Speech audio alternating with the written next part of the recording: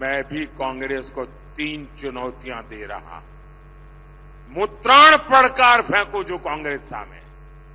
મારા 3 પડકાર છે અને શાહજાદામાં હિંમત હોય, કોંગ્રેસમાં હિંમત હોય, એમના ચટ્ટા બટ્ટાઓમાં हिम्मत હોય तो एक चाय वाले का बेटा मुकाबला करने के तैयार है। मारो पहलो પડકાર कांग्रेस लखी ने बांयधरी आपे कि ये भारतना बंधारण में कोई छेड़छाड़ नहीं करे, भारतना बंधारण ने नहीं बदले। कांग्रेस लखी ने आपे बांयधरी आपे कि बाबा साहेब आंबेडकरे जे आरक्षण आपेल छे एने धर्मना आधार पर दलितो आदिवासीओ पासेथी लूंटीने, बक्षीपंच पासेथी लूंटीने मुसलमानों ने आरक्षण नहीं आपे। अने मारो तीजो પડકાર छे कांग्रेस लेखित में बांयधरी आपे कि ये दलितों ने, आदिवासीओं ने, बक्षीपंच समाज ओबीसी ने जे आरक्षण मळ्युं छे ते, सामान्य समाजना गरीबोने जे आरक्षण मळ्युं छे ते एमांथी क्यारे झूंटवी लेवानो प्रयास नहीं करे।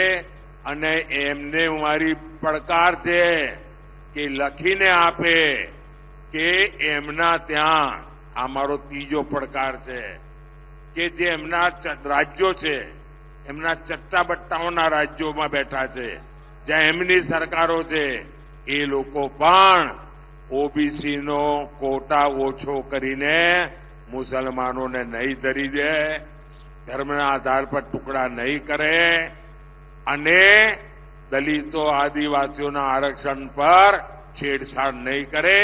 आ मारा 3 પડકારો आ कांग्रेसना શાહજાદાને અને એમના બધા મળતિયાઓનો છે। દેશના વડાપ્રધાન એના પાસેથી અપેક્ષા લોકોની ખૂબ મોટી હોય, એમાં પણ જેને 10 વર્ષ સુધી શાસન આપ્યું હતું લોકોએ, 10 વર્ષ પછી દેશના વડાપ્રધાને પોતાના ભાષણમાં પોતે જે સિદ્ધિઓ મેળવી હોય એની વાત કરવી જોઈએ। એમણે કહેવું જોઈએ કે મેં 10 વર્ષ પહેલા કહ્યું હતું કે 2 કરોડ નોકરી ખોલીશ ને જો આટલી ખોલી। એમણે કહેવું જોઈએ કે મેં કહ્યું હતું કે મોંઘવારી નાબૂદ કરીશ પણ 400 રૂપિયાના ગેસના બાટલાના 1100 કેમ થયા, જવાબ આપવો જોઈએ। એમણે કહ્યું હતું કે ખેડૂતની આવક બમણી કરીશ, ખર્ચો બમણો થઈ ગયો, જવાબ આપવો જોઈએ। એમણે કહ્યું હતું કે ડોલર સામે રૂપિયો મજબૂત થઈ જશે, સૌથી કમજોર રૂપિયો થઈ ગયો, જવાબ આપવો જોઈએ। એમણે જવાબ આપવો જોઈએ કે ગુજરાતમાં કેમ પેપર ફૂટે છે, ભ્રષ્ટાચારથી પૈસા લેવાઈને બ્રિજ તૂટે છે, જવાબ આપવો જોઈએ। યુવાનોને ડ્રગ્સના રવાડે ચડાવનારાના ધંધા કરનારા લોકો કેટલા ગુજરાતમાં છે, કેમ ગુજરાતમાં ડ્રગ્સ પકડાય છે, જવાબ આપવો જોઈએ। એક પણ સિદ્ધિનો જવાબ આપી શકતા નથી એટલે કે તમારા ઘરમાં 2 ભેંસ હશે તો 1 ભેંસ કોંગ્રેસ લઈ જાય, આવું ક્યાંય હોય ખરું? તમારી 4 એકર જમીન છે 2 એકર લઈ જશે।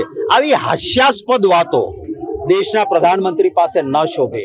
એ કહે છે કે બંધારણમાં ફેરફાર નહીં કરે। અરે અમારી સત્તા તમે જ કહો છો કે કોંગ્રેસ 60 વર્ષ સત્તામાં રહી, 400 કરતા વધારે બેઠકો રાજીવ ગાંધી કે ઇન્દિરાજીને મળી એવી જબરજસ્ત બહુમતી હતી। શું અમે ક્યારે બંધારણમાં ફેરફાર કર્યો ખરો? દાખલો તો બતાવે એક પણ। લેખિત એને આપવાનું હોય જેનો ભૂતકાળ ખરાબ હોય। અમારો ભૂતકાળ પણ સાફ છે। બાબા સાહેબ આંબેડકરની અધ્યક્ષતામાં બંધારણ બનાવવાનો નિર્ણય કોંગ્રેસની બહુમતી હતી। એ કોંગ્રેસનો નિર્ણય હતો કે બાબા સાહેબ બંધારણ સમિતિના અધ્યક્ષ બને। આ બંધારણ જ કોંગ્રેસે બનાવ્યું છે। અમારે લેખિત રીતે હોય એ લોકોના દિલમાં લખાયેલું છે ને અમારા પણ દિલમાં છે। કમળો હોય તે પીળું ભાળે, એમને બંધારણ બદલવું છે। ચોર છે બીજાને ચોર કે, આ રીતની પરિસ્થિતિ છે।